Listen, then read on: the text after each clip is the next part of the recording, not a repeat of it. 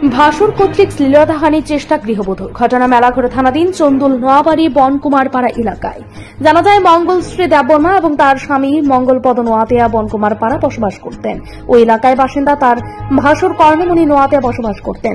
বিগত 3 বছর পূর্বে একই এলাকার বাসিন্দা কর্ণমণি নোয়াতিয়া তার ছোট ভাইয়ের স্ত্রী মঙ্গলশ্রী দেববর্মার উপর কুনজর পড়ে। সে সময় বিষয়টি এলাকার মাতব্বরদের জানানো হলে সালিশি সভার মাধ্যমে বিষয়টি শেষ করা হয়। পুনরায় মঙ্গলশ্রী দেববর্মার স্বামী বাড়িতে না থাকায় সে সুযোগ বুঝে লাইট বন্ধ করে শ্লীলতাহানির চেষ্টা চালালে বলে অভিযোগ।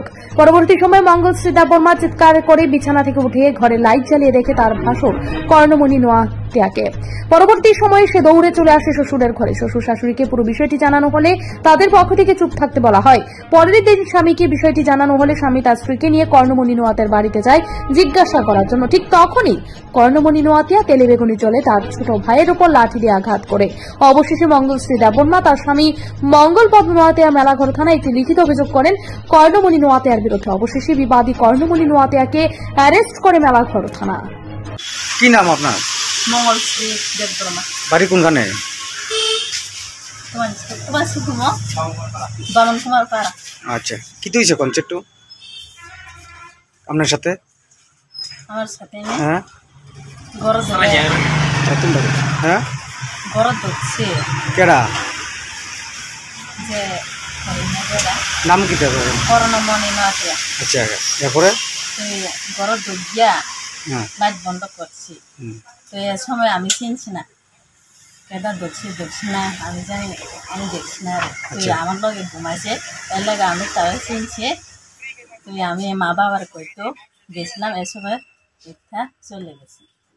তুমি হঠাৎ করে ঘুমোতে উঠতে দেওয়া তোমার লগে কেডা ঘুমাইছে? কর্ণমণি। এরপর তুমি চিল্লি দিছ? হ্যাঁ। এরপর কারে ডাক দিছ? আমার শ্বশুর শ্বশুরে ডাক দিছ? শ্বশুর আর শাশুড়ি ডাক দিছিলা? হ্যাঁ। এরকম কি আগেও করছে সে? না, প্রথম? আগে করছিল বড় দক্ষিণা রে ওই জানলার মধ্যে দাঁড়াইয়া যাচ্ছে। সেই শ্বশুর দেখছি। কি নাম আপনার? আমার নাম মঙ্গলপদ নোয়াতিয়া। বাড়ি কোনখানে? বাড়ি চন্দনবাড়ি গ্রাম হইলে বনকুমারপাড়া। আচ্ছা, এই কি হয়েছে ঘটনাটা কমতে? ঘটনা হয়েছে পরশুদিন, হাতে লইয়া 3 দিন। পরশুদিন আমি বাড়ি নাই, আমি কাজে গেছি। কাজে আমি মানে আইসি না। আমার কামের যা দল আছে দলের লাগে আমি তো তাতে করতে আসছি দোয়ালে। তখন কাছে কথাবার্তা করতে আসে আর কি। তারপরে এবার এ সময় আমার লোক দেখা হয়েছে। দেখা হইয়া এবার আয় পড়ছে বইজা আমার আছে এ লোক। আমি তো আইয়া করছি না, হেলো আইয়া করছি না, আমি দোকানে থাকছি। দোকানে থাকিয়া তারপরে এ সময় বাজু আমি তো মানে ঘরে তো চাইছি না।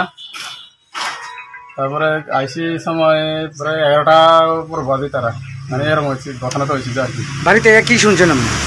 বাইরে আইসি মাত্র আমি শুনছি না, কিছু শুনছি না, আমার কইছি না আর কি।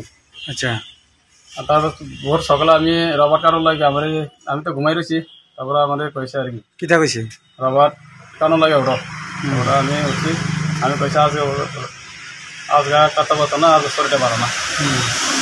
এই সময় কইছি। তারপরে এই ঘটনাটা কয়ে দিচ্ছে আমার কালকে রাত্রে কর্ণমণি আমার বারে আয়া আমার লগে আয়া মাত্র দরজা খুঁজছি বলিয়া লাইট বন্ধ করছি। লাইট বন্ধ করে আমার লগে হাঁটাহাঁটি করছি, মানে এটা গরম লাগিয়া। তারপরে শুধু পাইছি না। তারপরে চিল্লা গেছি যে মা বাবার ডাক দিছি। ডাক দিয়া ছাড়া তারপরে হ্যাঁ রবার বাগান দিয়া বাইকে গেছি গা। তারপরে বাইকে গেছি যখন মা বাবারে কইছি। তারপরে মা গেছি গা এ বাড়ি ঠিক নি না ঠিক। তারপরে তাই দেখলো আইসি না বাড়ির নাই।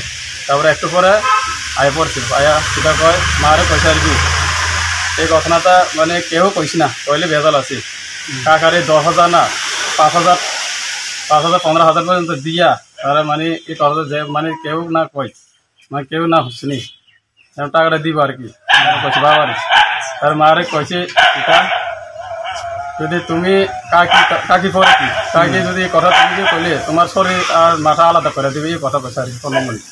তো আপনি কি জিগে থেকে ছিলেন নিহারে? তারপরে মা বিকালে কইছে আর কি, রাত্রি সময় ঘটনা মা কইছে আর কি। তারা আমি সকালে গিয়েছি কিরে আমার বাড়ি যাইয়া তুমি কালকে রাত্রে রেপ কত গেছি কিরা আগে তো এরম আছে সিস্টেম কিটা আমি এই সময় সিলাই মিয়া কথা কইতে আছে আর কি তারপরে হ্যাঁ প্রমাণ দেখতে পারবো নি এই তুমি আসলে কেউ দেখতে পারছো না এই কথা মানে কয়ে রয়েছে আর কি তারপরে আমাকে কিটা কয় তুমি আগবে অসমে এরম কিরে আমি লাঠিতে তুলছি আর কি তারপর আমি লাঠি তুলছি লাঠি তুললে মাত্র তার মাটা আমরা ধরে রাখছি মানে হের বাবা আর পোলা আগে আমরা মারান শুরু করছে মাথা মতো ফাইটা হসপিটাল আসছি হসপিটাল থেকে আপনারা কি থানার মধ্যে কেস করবেন?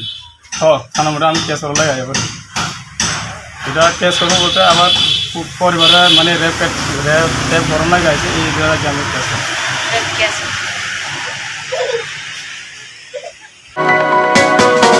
আপনি কি খুঁজছেন বিশুদ্ধ পানীয় জল? তাহলে আজই বেছে নিতে হবে অত্যাধুনিক প্রযুক্তি ও পরীক্ষা নিরীক্ষার মাধ্যমে প্রস্তুতকারী পানীয় জল একমি। বিশুদ্ধ জলে সুস্থ জীবনের মূল চাকাঠি। Acme packaged drinking water.